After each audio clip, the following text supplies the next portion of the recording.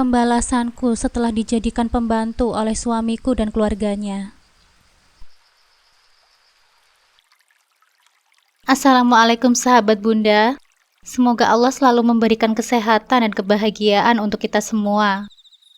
Buat sahabat Bunda yang sudah subscribe, semoga rezekinya dilancarkan ya. Amin ya robbal alamin.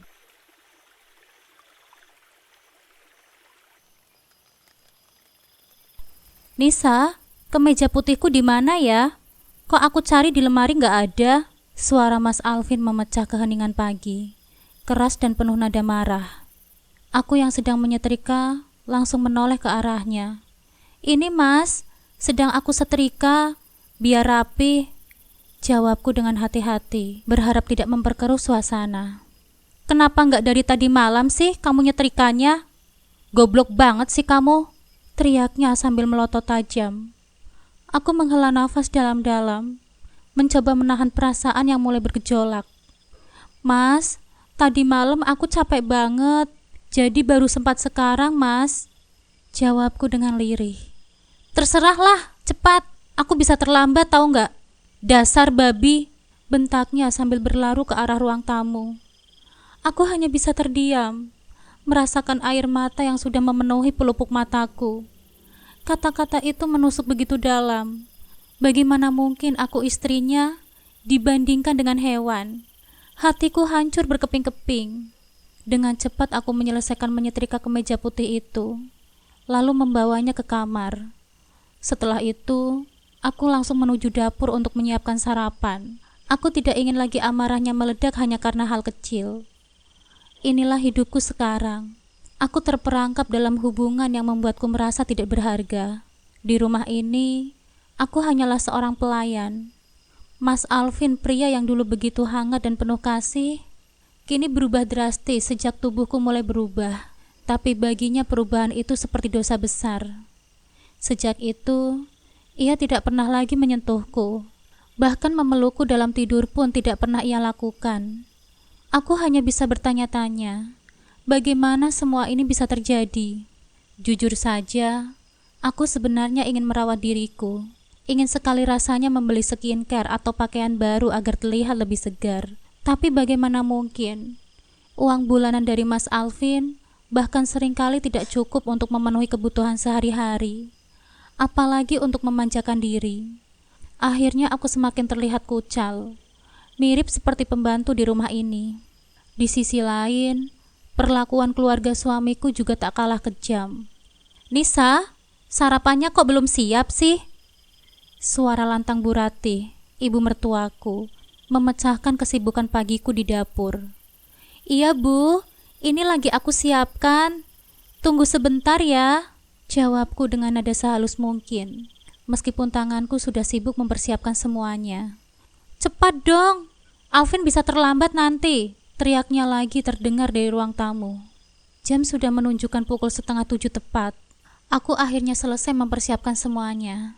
Mereka semua, Mas Alvin, Bu Ratih, Dinda, adik iparku yang masih SMA, duduk menikmati sarapan yang aku buat.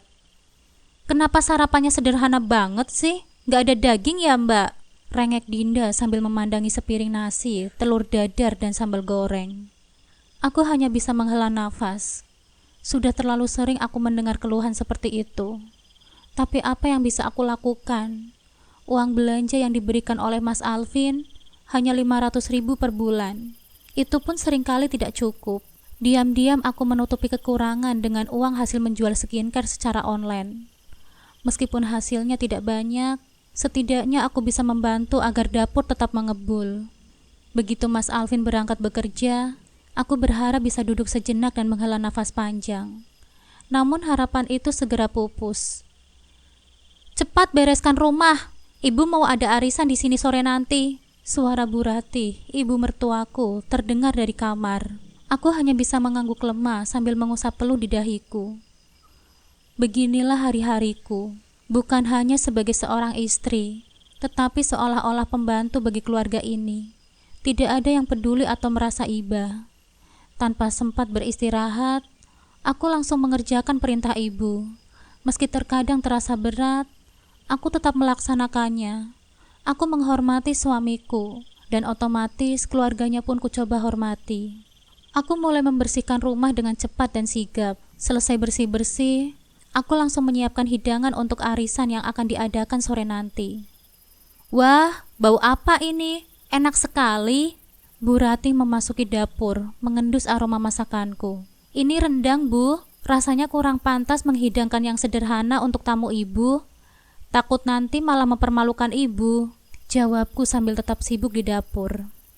Baru kali ini kamu bisa buat ibu senang ya? Tumben, komentar Bu Ratih.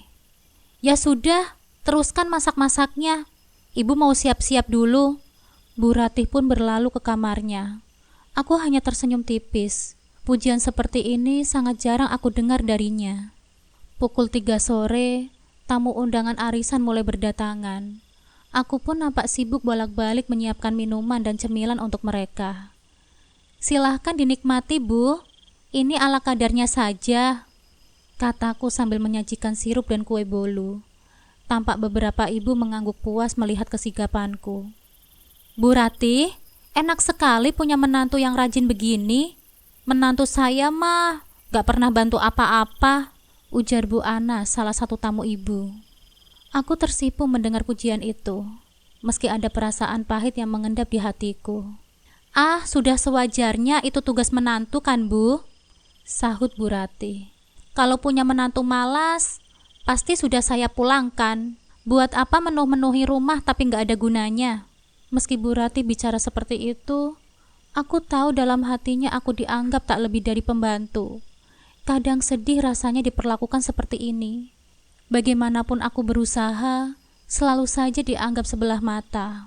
Anissa, segera siapkan makanannya ya, perintah Bu Ratih lagi, seolah ramah di depan teman-temannya. Aku menarik nafas panjang, merasa sudah seharian berputar-putar tanpa jeda. Dengan langkah lelah, aku menuju dapur dan menyiapkan hidangan utama yang sudah selesai dimasak. Ibu-ibu, silahkan ke ruang makan ya. Saya sudah menyiapkan hidangan untuk dinikmati, kataku dengan senyum, mengajak mereka ke meja makan. Para tamu berdecak kagum melihat berbagai makanan yang aku hidangkan. Mereka menikmatinya dengan lahap, sementara Bu Ratih nampak bangga dan terus membanggakan menantu yang biasanya hanya dianggap beban. Hari ini ia benar-benar bisa menyombongkan diri di depan teman-temannya. Setelah acara makan selesai, ibu-ibu kembali ke ruang tamu melanjutkan arisan. Tinggallah aku sendirian di dapur, membereskan piring-piring kotor tanpa henti. Setelah semuanya selesai, aku menghela nafas panjang. Akhirnya aku bisa beristirahat juga, gumamku dalam hati. Aku terlalu lelah, seharian penuh di dapur tanpa ada yang benar-benar melihat lelahku. Setelah menyelesaikan semua pekerjaan rumah, aku segera membasuh tubuhku untuk menghilangkan lelah yang menumpuk. Setelah selesai mandi, aku melihat bayanganku di cermin. Hampir tidak bisa mengenali diriku sendiri. Kemana wajah cantikku yang dulu? Sekarang di depanku hanya terlihat seorang wanita gemuk dengan tubuh yang tak terawat. Apa ini alasan Mas Alvin tidak pernah menyentuhku? Gumamku, berbicara pada bayangan di cermin. Tidak ingin berlama-lama larut dalam rasa tidak percaya diri, aku segera mengenakan pakaian. Kulihat tamu-tamu ibu mertuaku sudah pulang, meninggalkan tumpukan piring yang menunggu dicuci. Baru saja mau istirahat, sudah ada kerjaan lagi. Aku mengeluh sambil memulai membersihkan gelas dan piring di ruang tamu. Segera kutuntaskan semua pekerjaan itu, berharap bisa segera beristirahat. Namun harapanku itu hanya sebatas angan. Belum sampai 1 menit aku duduk, suara ibu mertuaku sudah terdengar memanggil. Nisa, Nisa, kemana aja sih kamu? Bu Ratih mengomel dari kejauhan. Iya Bu, sahutku bergegas menghampirinya. Makanya kurusin badan itu biar bisa lari kalau dipanggil. Bu Ratih memandangku dengan pandangan yang menilai. Cepat siapkan makan malam, kasihan Alvin nanti pulang belum ada makanan, perintahnya lagi. Bu, boleh kita beli lauk aja ya? Saya sudah capek, Bu, jawabku dengan pelan, berharap bisa sedikit beristirahat. Bukannya mengerti, Bu Ratih malah membentakku. Beli di luar? Tidak ada ceritanya beli di luar. Kamu harus masak. Menantu macam apa kalau tidak berbakti? omelnya sambil berjalan ke arah kamarnya. Aku hanya bisa menelan kepahitan. Kebaikan ibu mertuaku ternyata hanya dilihat di depan teman-temannya. Meskipun lelah, aku kembali ke dapur dan mulai menyiapkan makan malam untuk suamiku. Selesai memasak, belum lagi aku duduk untuk beristirahat, suara Bu Ratih terdengar lagi.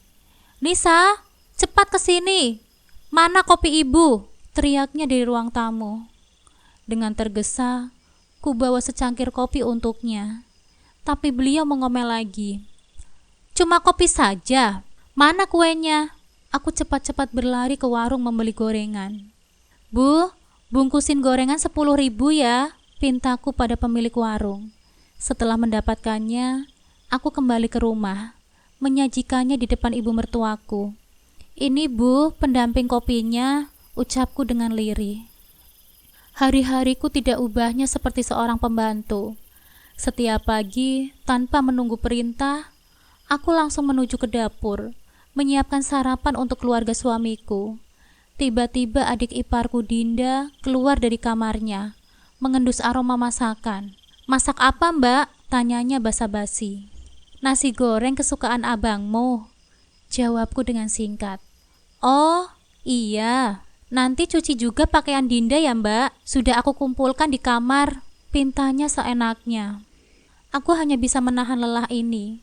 Tidak ada pilihan lain selain menuruti permintaannya. Sejujurnya, aku sangat lelah dengan rutinitas ini. Tapi percuma saja. Bahkan keluhanku pun tak pernah didengarkan oleh Mas Alvin. Aku hanya bisa berharap bahwa suatu saat nanti mereka akan menganggapku sebagai keluarga. Padahal aku sudah melakukan semua yang mereka inginkan, tapi tidak ada sedikit pun ucapan terima kasih dari mereka. "Ibu, Dinda, Mas Alvin, ayo kita sarapan," seruku dari dapur. Mereka segera berkumpul di meja makan dengan lahap tanpa menyisakan apapun untukku. Setelah selesai, mereka meninggalkan piring kotor itu begitu saja. Lagi-lagi aku harus membersihkannya. Aku merasa sangat lelah dengan rutinitasku. Bagaimana tidak lelah? Aku melakukan semua pekerjaan rumah, sedangkan Bu Ratih dan Dinda hanya asik menonton drama di televisi. Dengan rasa lelah yang kian menumpuk, aku bertanya dalam hati, sampai kapan aku harus terus menjalani kehidupan seperti ini? Hari itu aku merasa benar-benar lelah. Rasanya aku perlu berkunjung ke rumah temanku, Melani, hanya untuk sejenak melepaskan penat. "Bu, aku pamit mau ke rumah Mbak Melani dulu ya," kataku pada ibu mertuaku. "Ya sudah, pergi sana. Tapi tunggu dulu, sudah masak makan siang belum?" sahut ibu mertua sambil melirikku. "Sudah, Bu, aku sudah masak, mencuci, semua pekerjaan sudah aku selesaikan semua, Bu. Jadi aku pamit dulu ya, Bu," jawabku lalu mendekat untuk mencium tangannya. Tapi ia langsung menarik tangannya, menolaknya dengan kasar. "Sudah, gak usah cium tangan. Pergi kamu sana," ujarnya dengan nada ketus. Tak menunggu waktu lama, aku langsung menuju rumah Melani.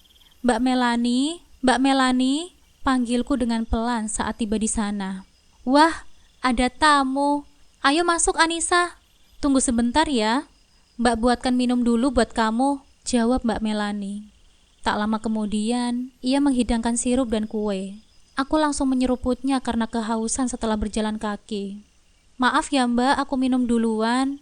Tadi capek banget jalan kaki dari rumah," kataku sambil tersenyum canggung. "Nggak apa-apa, Nis. Kamu mau nambah lagi?" tawar Mbak Melani. "Enggak Mbak, nanti ngerepotin." Melani tersenyum lembut. "Ada masalah apa, Nis?" tanyanya, seakan sudah tahu maksud kedatanganku. Aku terdiam sejenak, lalu mulai mengeluarkan unek-unekku. "Mbak, bayangin aja, Mas Alvin bilang aku mirip babi, Mbak. Sakit banget dengernya. Belum lagi ibu sama Dinda yang menganggap aku kayak pembantu. Aku mau melawan, tapi aku takut dosa, Mbak." "Anissa, kamu gak usah terlalu mikirin dosa. Mereka sudah keterlaluan. Mentang-mentang badanmu gemuk, mereka malah membuli kamu habis-habisan. Kamu gak bisa cuma diam aja, Anissa. Kamu harus berani melawannya," kata Melani penuh empati.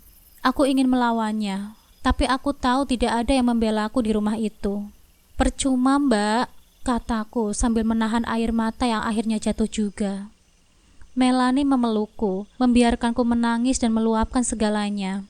Maaf ya, Mbak, aku harus merepotkan kamu, kataku setelah sedikit lebih tenang. Gak apa-apa, Anissa. Mbak senang kok kalau bisa bantu kamu, jawab Melani dengan lembut. Kami pun berbincang sampai lupa waktu. Saat senja tiba, aku tersentak sadar. Waduh, sudah hampir maghrib, Mbak. Aku pulang dulu ya. Nanti ibu ngomel-ngomel lagi, kataku terburu-buru. Sana, cepat kamu pulang sebelum mak lampir itu ngomel lagi, Melani menggoda. Aku segera berjalan cepat menuju rumah. Dan benar saja, dari kejauhan aku sudah melihat ibu mertua berdiri di depan pintu dengan wajah yang masam. Tangannya berkacak pinggang. Maaf Bu, aku kelamaan, kataku dengan kepala menunduk. Dasar menantu gak tahu diri, sudah numpang, malah keluyuran gak ingat waktu. Kamu pikir siapa kamu di sini? Nyonya besar, kamu itu cuma pengganti pembantu. Cepat masak sana, sebentar lagi waktu makan malam, ujarnya dengan nada kasar. Aku langsung menuju dapur, menahan perasaan yang semakin lelah dengan perlakuan ibu mertua.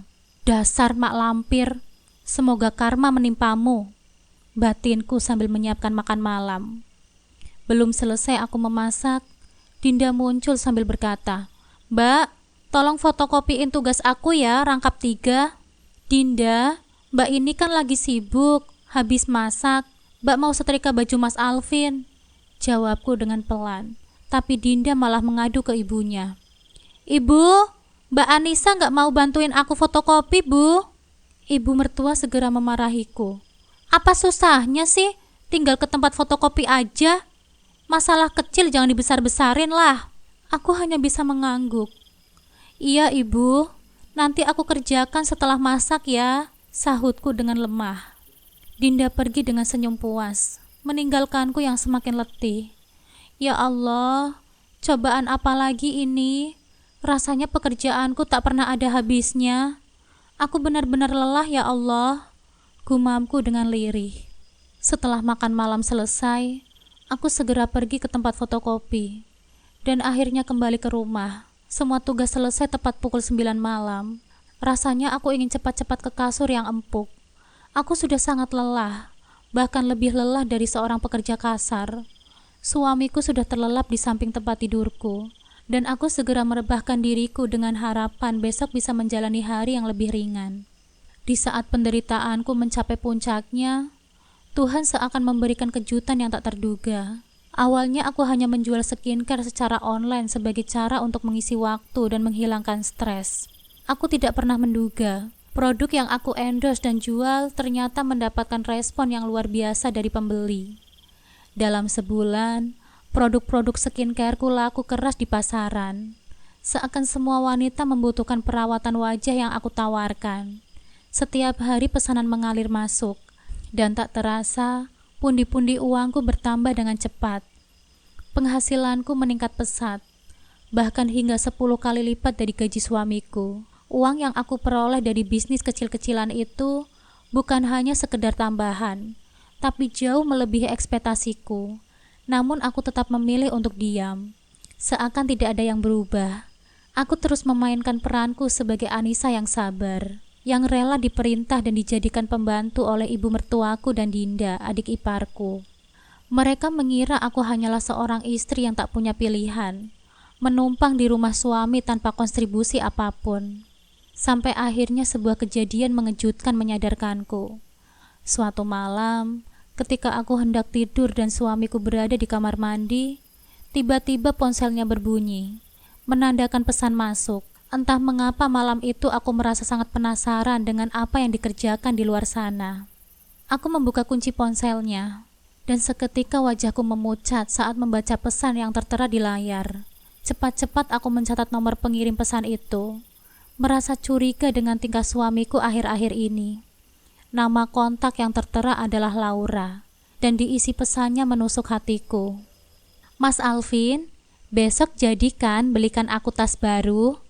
Habis itu kita check-in ke hotel ya, Jantungku berdebar keras. Perih mengetahui suamiku berselingkuh. Tidak pernah terbayangkan sebelumnya, di rumah aku sudah berusaha mati-matian menerima perlakuan keras dari mertua dan adik iparku. Aku kira suamiku adalah sosok yang bisa aku andalkan, tempatku untuk bersandar. Namun ternyata, diam-diam ia bermain api di belakangku. Sejak saat itu aku bertekad untuk mengungkapkan kebenaran hubungan terlarang ini. Menggunakan nama Laura dan foto profil yang ada, aku mulai mencari jejak wanita ini di media sosial. Setelah menelusuri, akhirnya aku mengetahui bahwa Laura adalah seorang mahasiswi di salah satu universitas swasta terkenal. Hatiku hancur mengetahui bahwa suamiku tega melakukan itu semua, menghancurkan kepercayaanku. Takdir seolah menunjukkan padaku betapa pentingnya aku menghargai diriku sendiri. Dan untuk pertama kalinya, aku tahu bahwa aku harus membuat keputusan besar dalam hidupku. Aku merasa harus menceritakan masalah ini kepada Mbak Melani. Siapa tahu dia bisa memberikan solusi. Setelah berganti pakaian, aku segera memesan ojek online untuk pergi ke rumahnya. "Bu, saya pamit keluar sebentar ya. Mau ke rumah Mbak Melani," kataku meminta izin pada ibu mertuaku yang selalu cerewet. "Ya sudah, tapi jangan sampai terlambat pulang lagi ya," balasnya dengan ketus seperti biasa. Sambil menunggu ojek datang, aku mencoba menepis rasa sakit hati yang seringkali muncul akibat perlakuan keluarga suamiku. Apakah salah jika tubuhku sedikit gemuk? Sampai-sampai suamiku sendiri tidak pernah menyentuhku lagi. Aku menghela nafas panjang, dan akhirnya ojek yang aku pesan pun tiba. Setibanya di depan rumah Mbak Melani, aku langsung mengetuk pintu. "Tok tok tok, Mbak Melani. Ini aku, Mbak Anissa," seruku dari depan. Tak lama kemudian, pintu pun terbuka, dan Melani muncul dengan senyum lebar. Kami berpelukan dengan erat. Rasanya hanya di sini aku bisa merasakan nyaman, seperti memiliki saudara sendiri. "Tunggu sebentar ya, aku buatkan minum untuk kamu dulu," katanya sambil bergegas ke dapur. Meninggalkanku di ruang tamu.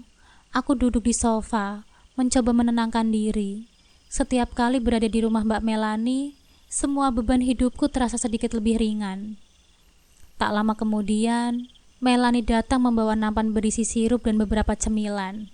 "Nih, minum dulu," katanya sambil menyodorkan gelas. Tanpa ragu, aku langsung menyeruput habis es sirup itu. "Maaf ya Mbak, langsung habis. Panas banget di luar," ujarku sambil terkekeh. Melani hanya tersenyum maklum. Dia tahu betapa beratnya hidupku belakangan ini. Melani menatapku lekat. "Ada apa lagi, Nis? Masih soal suamimu?" tanyanya dengan nada penuh perhatian. Aku menghela nafas berat sebelum menjawab. "Tadi malam aku lihat chat aneh di ponsel suamiku, Mbak. Dia janjian sama seorang wanita di hotel. Aku yakin dia selingkuhannya, Mbak." Melani nampak kaget, tetapi ia tetap tenang. "Kamu yakin, Nis? Jangan sampai kamu gegabah. Sudah cari tahu lebih jauh belum soal wanita itu?" Aku mengangguk pelan. "Iya, Mbak. Aku sudah cari tahu. Namanya Laura. Dia mahasiswi di universitas swasta, Mbak. Untuk sekarang, aku cuma mau mengawasinya dulu. Aku juga sudah menyadap ponselnya. Jadi setiap pesan masuk akan terkirim ke ponselku." Melani tersenyum kecil kagum. "Pintar juga ya kamu. Tapi apa kamu siap kalau akhirnya harus kehilangan dia?" Aku menunduk, merasakan air mata menggenang di pelupuk mataku. "Jujur saja Mbak, aku belum siap. Tapi kalau dia benar-benar sudah menduakanku, aku nggak mungkin memohon supaya dia kembali. Dia bahkan sudah lama nggak menyentuhku, Mbak. Rasanya mustahil untuk kembali seperti dulu." Melani meraih tanganku dan memelukku erat. "Sabar ya, Nis. Kalau dia nggak menghargaimu, nanti kamu pasti ketemu seseorang yang benar-benar mencintaimu," katanya dengan lembut. Waktu terasa berjalan cepat. Jam sudah menunjukkan pukul 4 sore. Aku buru-buru pamit pulang karena terlalu lama meninggalkan rumah. Melani mengantarkanku sampai ke depan pintu, memberikan senyuman dan semangat terakhir sebelum aku pergi. Di perjalanan pulang, Aku berjanji pada diriku sendiri untuk tetap kuat menghadapi semuanya, apapun yang akan terjadi. Sebelum pulang ke rumah, aku memutuskan mampir ke ATM untuk mengecek saldo. Begitu layar menampilkan sejumlah uang yang ada di rekeningku, aku tertegun. Ratusan juta rupiah hasil dari bisnis skincareku yang aku rintis selama ini, kini telah menjadi kenyataan. Aku hampir tidak percaya, tapi inilah kenyataannya. Aku memutuskan untuk menggunakan uang itu sebaik mungkin. Langkah pertama, aku membeli sebuah rumah yang juga bisa kujadikan tempat usaha. Aku juga diam-diam membeli sebuah mobil untuk mempermudah aktivitasku nanti. Selain itu, aku mulai merawat diriku lebih baik lagi. Namun dengan keberhasilan ini, aku sadar bahwa aku harus lebih kuat menghadapi suamiku dan keluarganya. Selama ini mereka memandangku sebelah mata dan memperlakukanku semena-mena. Kali ini aku tidak akan tinggal diam lagi. Pagi itu, teriakan dari kamar mandi memecah suasana. "Anissa! Anissa!" Suara Bu Ratih terdengar nyaring. Aku segera menuju ke kamar mandi. "Ada apa, Bu?" tanyaku. "Kamu masih bisa tanya? Lihat ini cucian Ibu dan Dinda yang sudah menggunung. Kenapa kamu belum mencucinya juga?" omelnya sambil menunjuk tumpukan pakaian kotor itu. Aku menarik nafas dalam-dalam. "Bu, Lisa memang sengaja nggak mencucinya. Ibu dan Dinda kan masih sehat, bisa mencuci sendiri kan? Lagi pula, Lisa juga sibuk akhir-akhir ini," jawabku dengan tenang. Bu Ratih langsung naik pitam. Ia melemparkan pakaian-pakaian itu ke lantai. Aku hanya terdiam, tidak ingin memperpanjang perdebatan. Dalam hati aku berkata pada diriku sendiri, "Cukup sudah. Aku tidak akan membiarkan diriku tertindas lagi." Di lain waktu, pagi itu seperti biasa, Bu Ratih memintaku memasak. "Anissa, cepat masak sarapan," serunya dari ruang tamu. "Maaf Bu, hari ini Anissa malas masak. Kita beli saja ya Bu," balasku dengan santai. "Malas masak? Tidak ada dalam kamus Ibu kalau menantu malas masak untuk mertuanya," bentaknya. "Suruh Dinda saja Bu, Nisa capek, banyak pekerjaan lain," jawabku dengan santai. Saking kesalnya, Bu Ratih pun menyerah. "Ya sudah, beli saja, yang penting kita makan." Aku mengangguk. "Mana uangnya Bu? Nisa nggak punya uang buat beli nasi," kataku dengan nada polos. Bu Ratih langsung memanggil Alvin dengan suara lantang. Putranya datang tergopoh-gopoh. "Ada apa Bu?" Alvin bertanya dengan nada jengkel. "Tanya ini istrimu.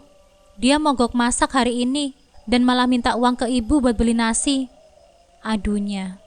Alvin menghela nafas, lalu mengeluarkan uang 50.000. "Sudah, pakai ini untuk beli sarapan," katanya sambil menyerahkan uang itu padaku. Aku pergi ke warung nasi, memesan 4 bungkus. "Tumben gak masak Mbak Anissa?"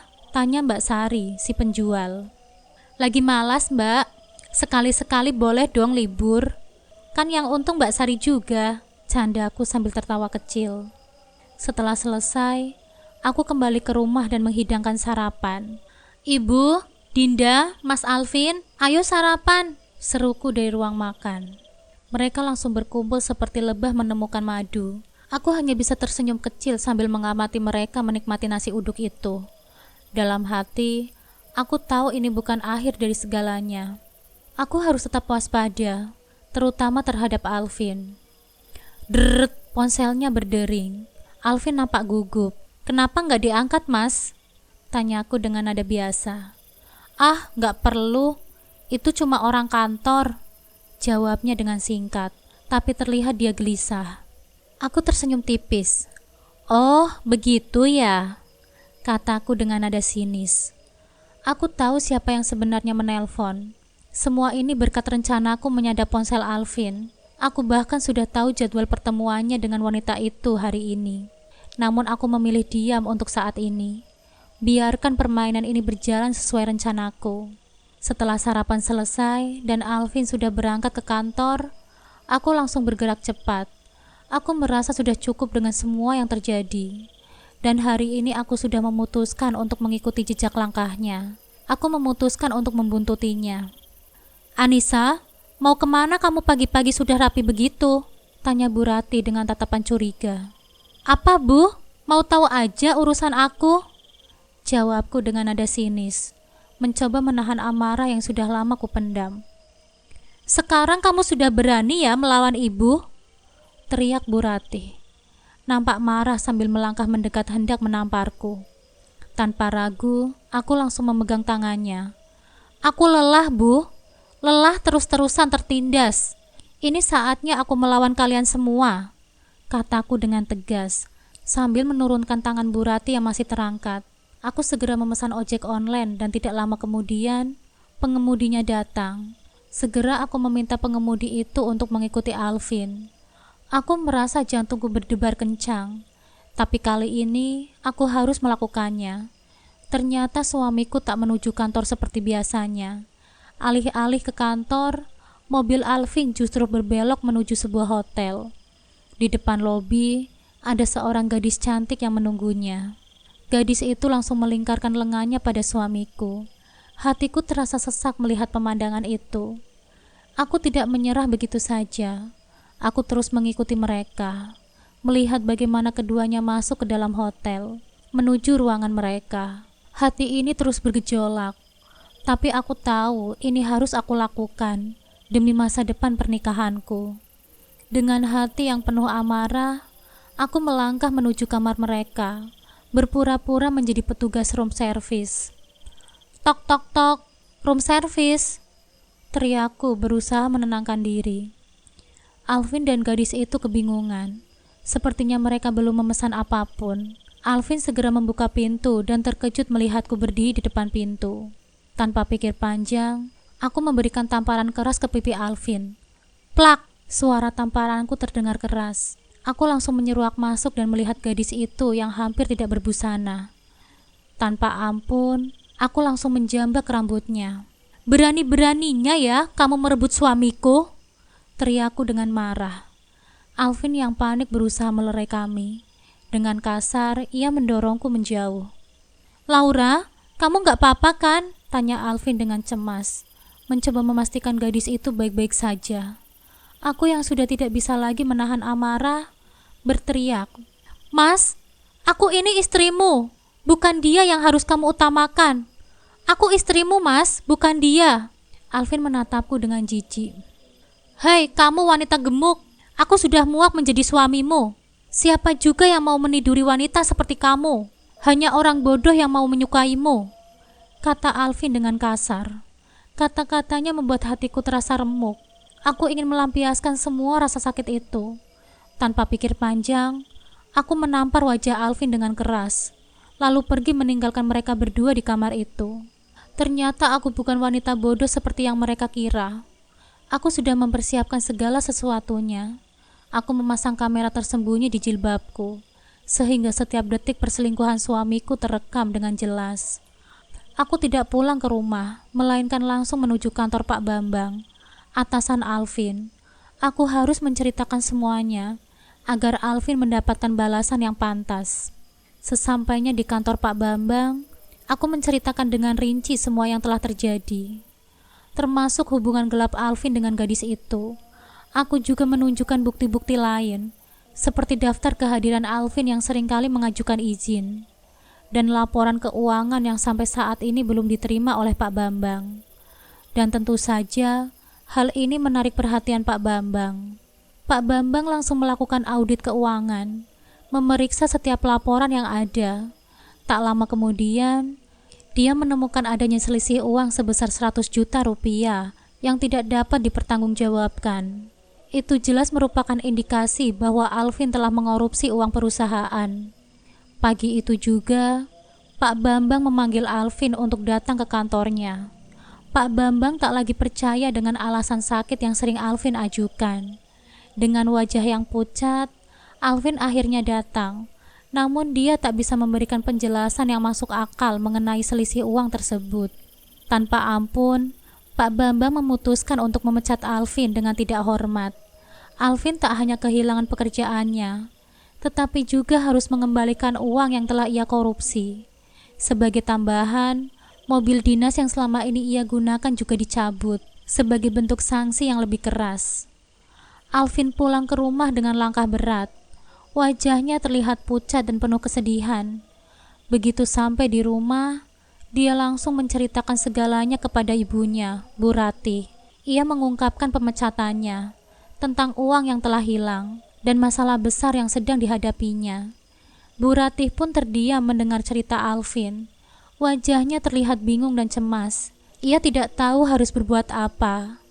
Bagaimana caranya untuk mengembalikan uang yang telah hilang itu? Setelah beberapa lama berpikir, Bu Ratih akhirnya mengusulkan untuk meminjam uang di bank. Meskipun ia sendiri tidak yakin apakah itu solusi yang tepat. Sementara itu, aku yang masih belum pulang ke rumah merasakan ketegangan yang tak bisa dijelaskan. Ketika akhirnya aku dihubungi oleh Alvin, aku justru tidak menunjukkan rasa empati. Tapi sebaliknya, aku dengan tegas mengajukan permohonan cerai. Aku sudah mempersiapkan semuanya dan sudah meminta pengacara untuk mendampingiku. Aku tahu saat ini adalah waktu yang tepat untuk melepas diri dari semua kekacauan ini dan melangkah ke arah yang lebih baik. Setahun berlalu sejak perceraian itu, dan aku merasa seolah-olah aku telah mendapatkan kehidupan yang baru. Semua perjuanganku selama ini, berusaha menemukan kebahagiaan dan merawat diri, akhirnya membuahkan hasil yang memuaskan. Aku kini jauh lebih cantik dari sebelumnya. Tubuhku ramping, kulitku putih bersinar, dan aku merasa lebih percaya diri dari sebelumnya. Aku bisa merasakan betapa banyak hal yang telah berubah, dan aku bangga dengan diriku sendiri. Sementara itu, kehidupan Alvin, Bu Ratih, dan Dinda kini berubah drastis. Mereka yang dulu hidup dalam kemewahan, kini kehilangan semuanya. Rumah mereka disita oleh bank karena hutang yang tidak dibayar. Aku mendengar tentang itu dari Melanie, yang memberitahuku bahwa mereka kini hidup sebagai gelandangan. Tidak ada lagi kemewahan, tidak ada lagi tempat tinggal yang layak. Mereka bergantung pada belas kasihan orang lain, sesuatu yang sangat jauh dari kehidupan yang mereka jalani dulu. Aku memutuskan untuk menemui mereka, bukan karena aku merasa kasihan, tetapi lebih karena aku ingin melihat sejauh mana mereka berubah. Aku ingin memastikan bahwa aku benar-benar sudah bebas dari mereka, dan tidak ada lagi bayang-bayang masa lalu yang mengganggu hidupku. Melanie sudah memberitahuku bahwa mereka berada di tempat yang dulu sering kami kunjungi, sebuah sudut kota yang kumuh dan penuh dengan orang-orang yang terlantar. Aku datang dengan penampilan yang sangat berbeda, dengan gaun hitam simpel, hijab yang kupakai dengan sempurna, dan riasan yang menambah pesona. Aku merasa seperti wanita yang sama sekali berbeda dari perempuan yang dulu mereka kenal. Aku berdiri di depan mereka, menatap mereka dengan tatapan yang tenang. Bu Ratih, Alvin, dan Dinda sedang duduk di trotoar, mengenakan pakaian compang-camping dan terlihat tidak berdaya. Saat mereka melihatku, ekspresi mereka berubah. Mereka nampak terkejut, lalu seketika wajah mereka penuh dengan penyesalan. "Anissa," suara Bu Ratih terdengar cemas. Kamu sekarang cantik sekali." Alvin yang duduk di samping ibunya menatapku dengan mata yang penuh penyesalan. "Maafkan kami, Anissa. Kami sudah salah. Aku tahu apa yang aku lakukan itu tidak bisa dimaafkan. Tapi tolong, kembalilah. Kami benar-benar membutuhkanmu." Aku hanya terdiam, memandang mereka dengan tatapan datar. Ada sedikit rasa iba, tetapi itu tidak cukup untuk membuatku merasa kasihan. Setelah semua yang mereka lakukan padaku, tidak ada lagi ruang dalam hatiku untuk memberi mereka kesempatan kedua. Dinda yang berdiri di samping ibunya menundukkan kepalanya. "Aku menyesal, Mbak Anissa. Aku minta maaf. Aku benar-benar meminta maaf, Mbak." Aku menarik nafas panjang, dan perlahan aku bicara. Suaraku tenang namun penuh dengan ketegasan. "Percuma kalian minta maaf. Tapi apa yang kalian lakukan padaku tidak akan pernah bisa balik lagi. Aku sudah cukup menderita karena kalian, dan kini aku bisa berdiri di sini dengan kepala tegak, bebas dari semua kebohongan dan penindasan kalian." Aku memandang mereka satu persatu, lalu melanjutkan. Aku sudah tidak ada lagi di hidup kalian. Tidak ada yang perlu diperbaiki atau ditangisi. Aku bahagia dengan hidupku yang sekarang. Jauh lebih bahagia tanpa kalian. Alvin membuka mulutnya, seolah ingin mengatakan sesuatu, tapi aku langsung menyela. Aku tidak ingin mendengarkan lagi alasan atau permintaan maaf. Kalian sudah terlambat. Aku melangkah maju, dan saat aku melewati mereka, aku bisa mendengar suara Bu Rati yang terisak. Kami sudah salah, Anissa. Kami sudah sangat salah. Namun aku tidak menoleh. Tidak ada yang perlu aku katakan lagi. Aku tahu bahwa kehidupanku kini lebih baik tanpa mereka. Aku melangkah pergi, dengan langkah yang ringan dan penuh keyakinan, tanpa rasa penyesalan, tanpa rasa terikat lagi oleh masa lalu yang penuh dengan penderitaan. Kebahagiaanku bukan lagi tentang mereka. Kebahagiaanku kini adalah tentang aku, yang telah berhasil bangkit dan menemukan diriku sendiri. Aku sudah lepas dari belenggu itu, dan aku tidak akan pernah kembali ke kehidupan yang dulu. Aku berjalan meninggalkan mereka di sana, dengan perasaan bebas dan bahagia. Aku tahu aku telah membuat keputusan yang tepat.